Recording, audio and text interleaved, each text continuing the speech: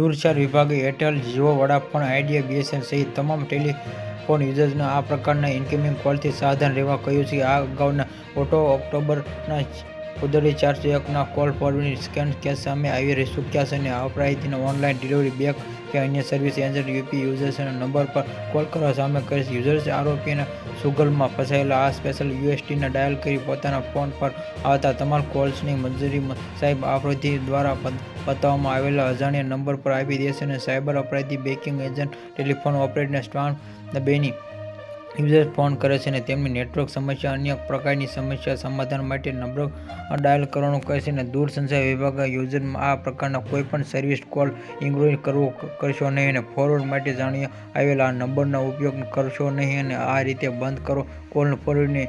જો user cyber આરોપીથી ચુંગલમાં ફસાયેલ call forwarding ચાલુ કરી દીધું હોય તો તેને પોતાના સ્માર્ટફોનની સેટિંગ્સ જઈને તરત જ બંધ કરી દો. આવા જ વિડીયો જોવા માટે જોડાઈ રહો અમારી ચેનલમાં. Like, share, subscribe.